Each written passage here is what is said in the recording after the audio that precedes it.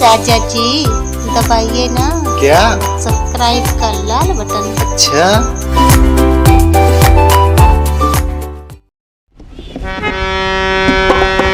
बोलिए सांवरे सरकार की, श्री हनुमान जी महाराज की। आइए सब लोग दो बार भगवान का भजन करें, फिर हम चल रहे हैं कथा की ओर। कि दिल से दिलवर जुदा न करना, दिल से दिलवर जुदा न करना, मूर्ति भगवान की। दिल से दिलवर जुदा न करना, मूर्ति भगवान की।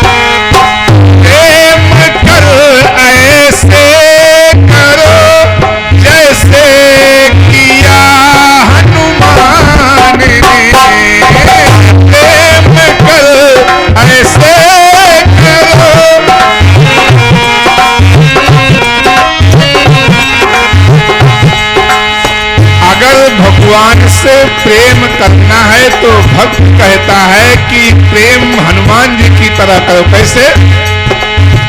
प्रेम कर ऐसे करो जैसे किया हनुमान ने, चीर कर फाड़ कर सीना दिखाया, मूर्ति भगवान की। फाड़ कर सीना दिखाया,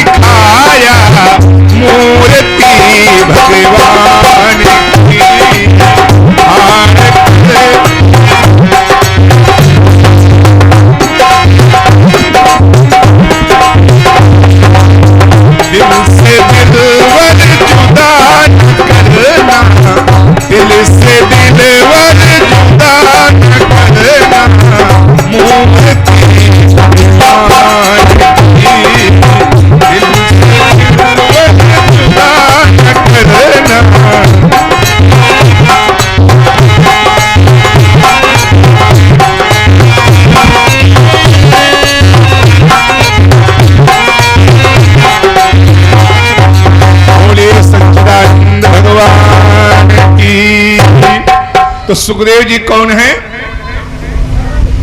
बोले कथा जो सकल लोक हितकारी, सोई पूछन चाह शैल कुमारी। शैल कुमारी पार्वती मैया। एक बार की बात है, देखिए सुखदेव जी की उत्पत्ति बता रहे हैं आपको। एक बार की बात है, कैलाश के सुंदर शिखर पर देवाधिदेव महादेव जी के साथ में पार्वती मैया बैठी थी और बैठे बैठे अचानक पार्वती जी के मन में आया कि प्रभु आपने सती के शरीर से लेकर के और आज तक कई बार उन राम की चर्चा, राम की कथा आपने मुझे सुनाने का, बताने का प्रयास किया, लेकिन दुर्भाग्य कहें अपना या सौभाग्य कहें, जो कुछ भी मान लीजिए कि भगवान की पूर्ण कथा मुझको प्राप्त नहीं हो सकी। अब इस पार्वती जी के शरीर में मेरा नया प्राकट्य हुआ है और आपने मुझे अपनी अर्धांगिनी के रूप में स्वीकार किया है, तो मेरी इच्छा है कि अब आप संपूर्ण संसार के कल्याण के लिए वो अमर कथा मुझे सुनाएं जो सती के शरीर में जब मैं थी और आप सुनाना चाह रहे थे, हम सुन नहीं सकी। फिर अब देखो भाई, भगवान देवाधिदेव महादेव जी को तो राम शब्द से ज्यादा और कुछ प्रिय है ही नहीं। अगर भगवान शिव को कुछ भी प्रिय है तो सबसे ज्यादा प्रिय है राम। बस महादेव प्रसन्न हो गए, ना किसी व्यासपीठ की आवश्यकता, ना किसी टेंट लाइट माइक की आवश्यकता। सत्संग तो कहीं भी कैसे भी भगवान की चर्चा की जा सकती है। ये तो सुंदरता के लिए सब व्यवस्था आवश्यक है, जरूरी है, किया जाता है। देवादेव महादेव उसी बट विश्वास अचल निर्धर्मा, जिस बरगद के पेड़ के नीचे निवास स्थान था, उसी बरगद के पेड़ के चबूतरे के पास महादेव मृगशाला को बिछाए, आसन लगाए और सुंदर सुखासन की मुद्रा में बैठ गए। पार्वती मैया चबूतरे के नीचे श्रोता के रूप में, श्रोता सदैव वक्ता से नीचे बैठता है और देवाधिदेव महादेव बड़े भाव के साथ पार्वती मैया को अमर कथा सुनाना आरंभ किया। और जब अमर कथा सुनाना आरंभ किया तो देखो थोड़ी देर तक तो कथा में अगर एकाग्र होकर के मन लगा दिया जाए तो थोड़ी ही देर में शरीर में न जाने कैसे सुस्ती आ जाती है, नींद आने लगती है। ऐसे नौटंकी की नाच में नहीं आएगी नींद, लेकिन भगवान की कथा में नींद बड़ी जल्दी आती है। क्यों? क्योंकि जहां नौटंकी की नाच होती है या अन्य जो रंगारंग कार्यक्रम होते हैं, वहां कांटों की सेज होती है। जहां भगवान की कथा होती है वहां राम कथा, जहां सुर सरिधारा। ये तो गंगा की धार है, फूलों का आसन है। अरे कौन फूलों के आसन पर लहराते हुए जल में आसन लगाएगा तो किसको नींद नहीं आएगी? पालने में बैठा हो, लहर माने पालना, पालने में आप झूल रहे हैं, फूलों का आसन है, किसको नींद नहीं आएगी? पार्वती मैया को निद्रा आ गई, सो गई। और सुनो, जिस बरगद के नीचे कथा सुना रहे थे शिव जी, उसी बरगद की खोह में एक तोता ने अपने बच्चों को जन्म दिया था, सुग्गी ने।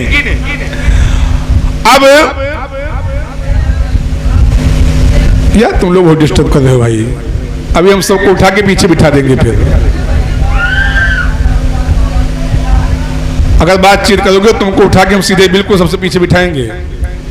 बोलिए सांवरे सरकार की।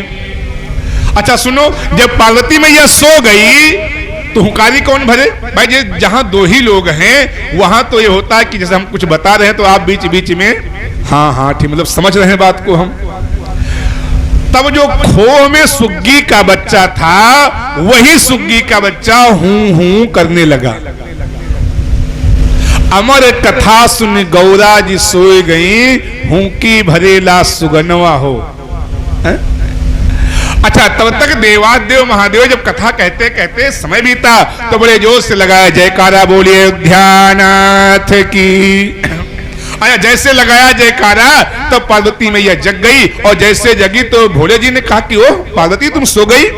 हाँ प्रभु, मुझे तो कथा में नींद आ गई। अच्छा, तुमको जब नींद आ गई तो ये बताओ कि हुंकारी कौन भर रहा था? ये हूं कौन कर रहा था? अब पार्वती जी को तो कुछ पता नहीं कि कौन हूं कर रहा है।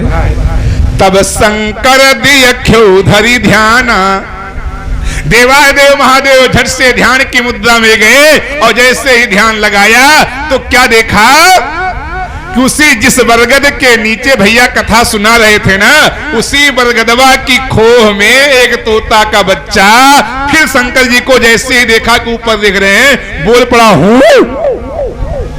देखो अब यही उसका हूं बोलना उसके जान के लिए घातक हो गया। क्यों? भगवान शिव ने सोचा कि चलिए ठीक है, अमर कथा तूने सुन लिया, अच्छी बात है, लेकिन अमर कथा सुनने के बाद भी तेरे मन में अहंकार उत्पन्न हो जाए, फिर इसका मतलब तूने कथा सुनाई, कथा का उपहास कर रहा है। भगवान शिव जी को यह बात अच्छी नहीं लगी कि ये तोता का बच्चा हुंकारी भर के कथा सुन लिया, और जब मैंने इसको देखना चाहते हूं मुझे ही हूं कर रहा है।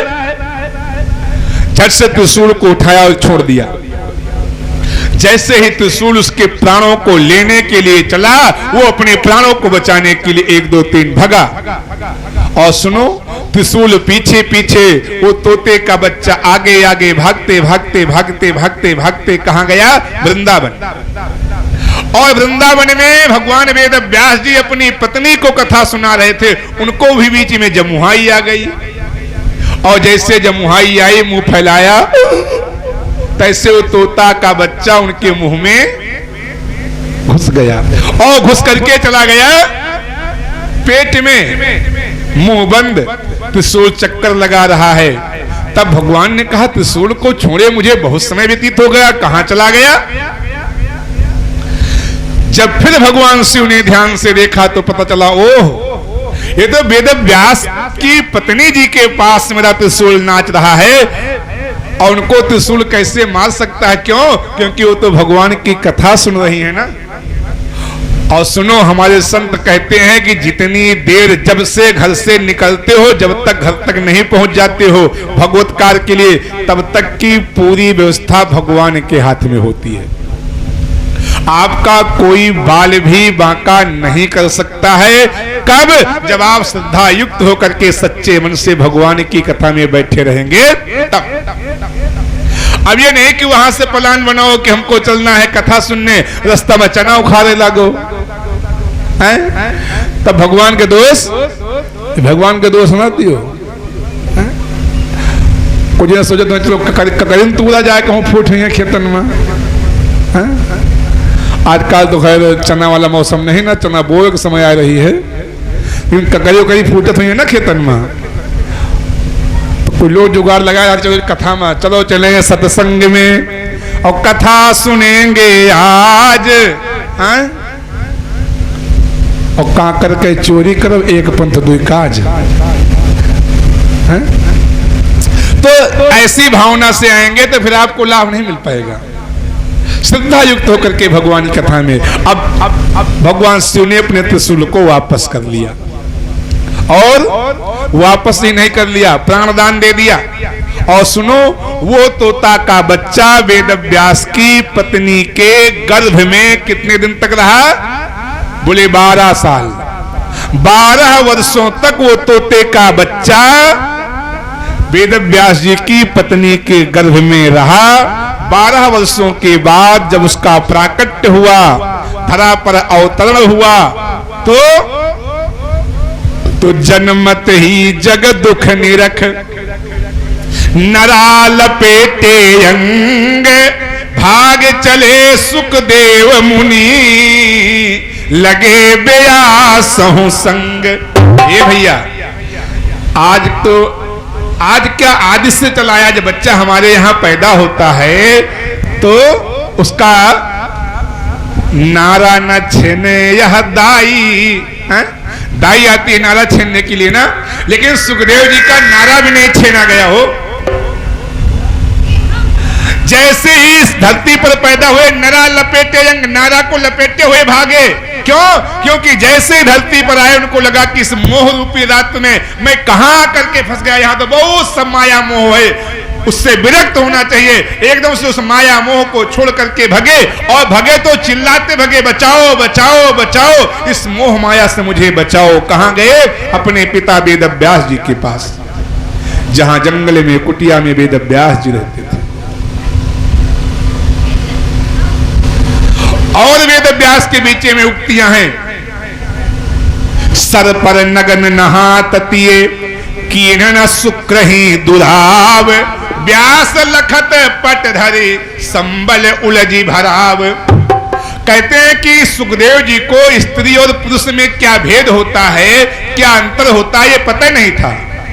वो साक्षात परमहंस थे। चाहे कोई स्त्री नग्न होकर के उनके शीश पर स्नान करे, कुछ भी फर्क पड़ने वाला नहीं। ऐसे परमहंस भगवान श्री सुखदेव जी वेद व्यास के पुत्र के रूप में प्रकट हुए, तोता से देवता बनकर के आए, और उन्हीं सुखदेव जी को श्री वेद व्यास जी ने संपूर्ण भागवत का ज्ञान करवाया। सबसे पहले वेद व्यास जी ने संपूर्ण भागवत अपने पुत्र श्री सुखदेव जी को दिया। रच कर वेद व्यास ने दिया पुत्र को ज्ञान, कहा वही श्री सुख ने परीक्षित से आख्यान। वेद व्यास जी ने दिया सुखदेव जी को, सुखदेव जी ने सुनाया परीक्षित जी को। अब एक लाइन में आओ जाने परीक्षित जी कौन है। देखिए, जब तक मूल बातें नहीं जान पाएंगे तब तक भागवत आपके समझ में नहीं आएगी। परीक्षित के बारे में भी थोड़ा सा जाने, उसके पहले चलिए दो बार सब लोग बड़े भाव से भगवान का भजन करिए।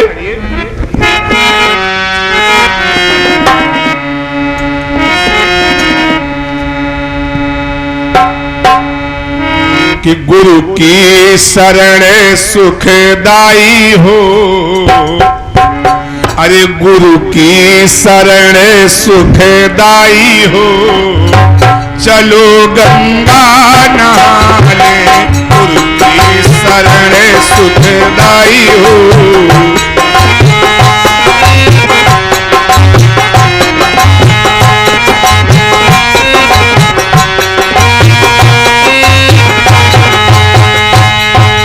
गुरु की शरण सुखदाई हो, अरे गुरु की शरण सुखदाई हो, चलो गंगा नहाने, गुरु की शरण।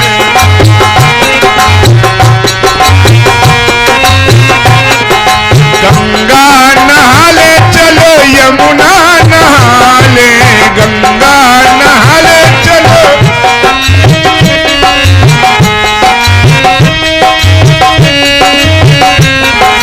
बिगड़ी बना ले चलो, गंगा नहा ले, बिगड़ी बना ले चलो।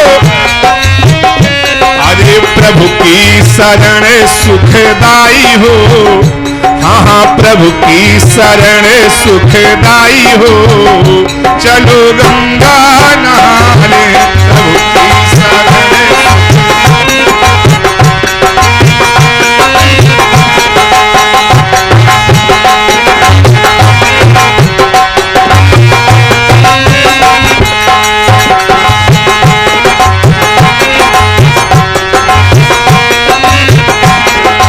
कष्ट उदर का सह नहीं पाए, कष्ट उदर का सह नहीं पाए, कष्ट प्रभु की कृपा से जगत में आए, प्रभु की कृपा से। अरे वादा गए हम भुलाई हो, कौन सा वादा बोलो। अब प्रभु कृपा करौ यही भांति, और सब तज भजन करब दिन, गर्भवास समम दुखो ना भूतो ना भविष्यति। इस शरीर को जितना कष्ट गर्भवास में होता है, जन्म के समय होता है, उतना कष्ट और कभी होता और कभी नहीं होता। जन्मत मरत दुस्सह दुख हुई। तब ये शरीर, ये जीव भगवान से यही प्रार्थना करता है कि प्रभु बस इतनी कृपा कर दो कि बहुत जल्दी मैं इस गर्भ से बाहर आ जाऊं। मैं वादा करता हूं कि संसार की सारी आशा को परित्याग करके केवल व केवल आपका भजन करूंगा। इसी संत गाते हैं कि वादा गए हम भुलाई हो, चलो गंगा नहा ले। वादा गए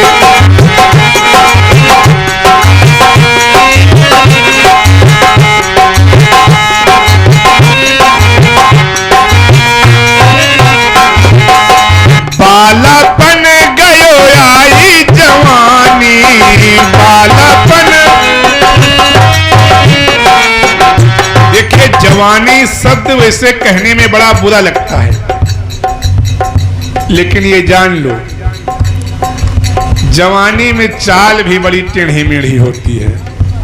मोटरसाइकिल पे जब लोग सवार होते हैं ना, आज के नए नए लड़के, तब लगता है कि पूरा 5.5 मीटर का रोड इन्हीं के लिए बनाया गया है अकेले। ऐसा साए साए साए साए साए साए साए जैसे अपनी जान में काला वाला सांप जाए रहा, समझ लियो।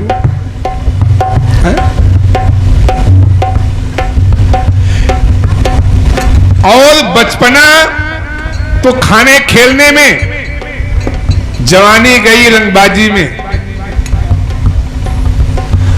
अवस्था वो आ रही है कि माता पिता बुढ़ापे को पहुंच रहे हैं, विवाह हो गया और विवाह के बाद पत्नी घर में आ गई तो तब क्या होता है जानते हो? सुत मानई मात पिता तबलो, अबलानन मोह अबलानन दीख नहीं जब लो।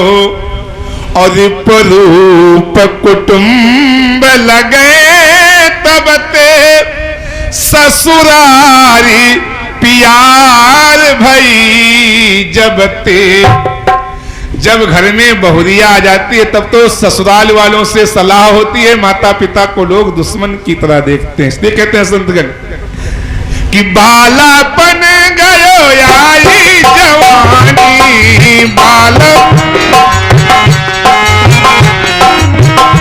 अरे बालापन गयो आई जवानी, मात पिता को देते न पानी, मात पिता को। अरे नारी से प्रीत लगाई हो, नारी से प्रीत लगाई हो, चलो गंगा नहा ले। नारी से प्रीत लगाई हो,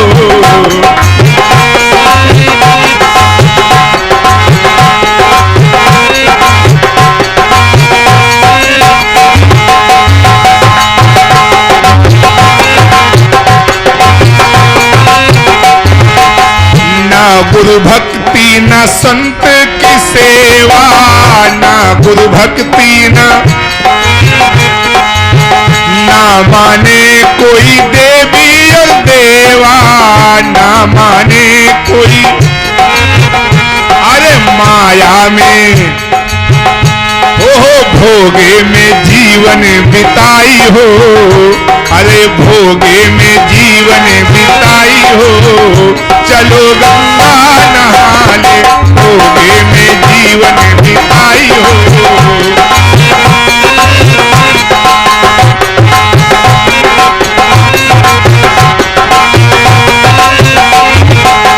मान नरेंद्र के बचन दीवाने, मान नरेंद्र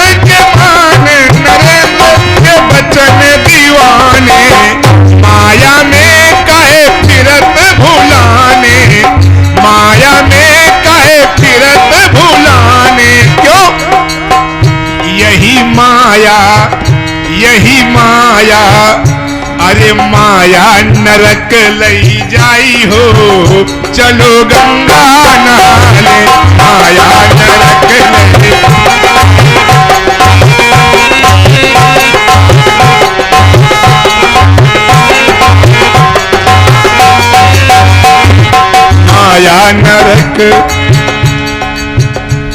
माया नरक ले जाती है। कैसे? माया का मद होता है और मद में फिर लोग सब भूल जाते हैं। एक गांव में कथा हो रही थी, जैसे आपके यहां कथा हो रही है।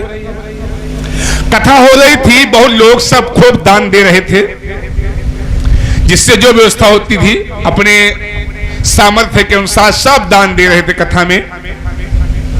उसी गांव में एक व्यक्ति बहुत धनवान सेठ था, बहुत धनवान सेठ।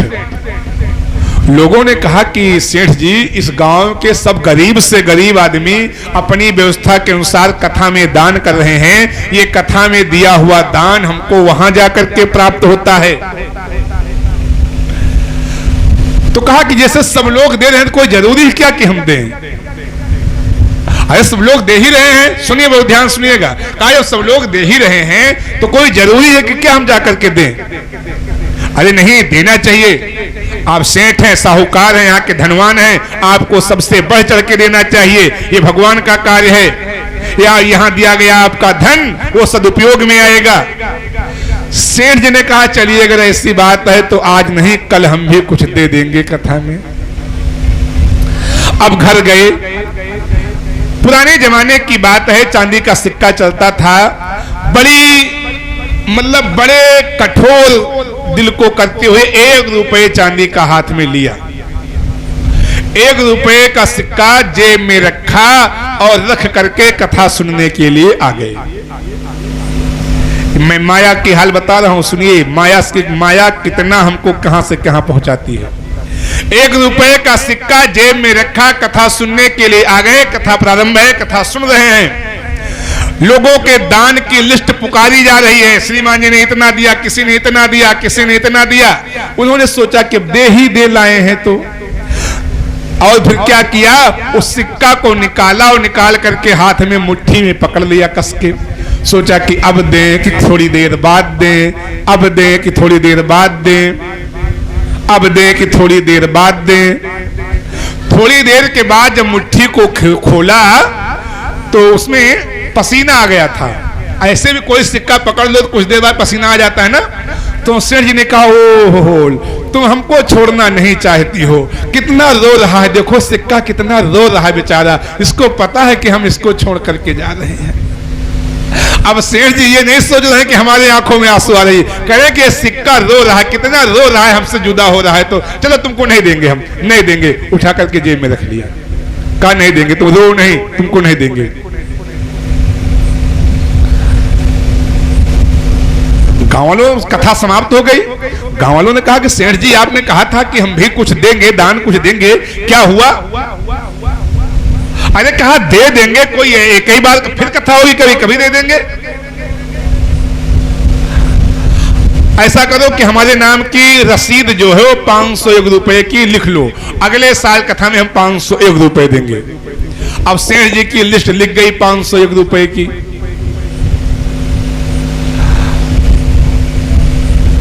लिस्ट लिखी है। 1 साल धीरे धीरे बीता।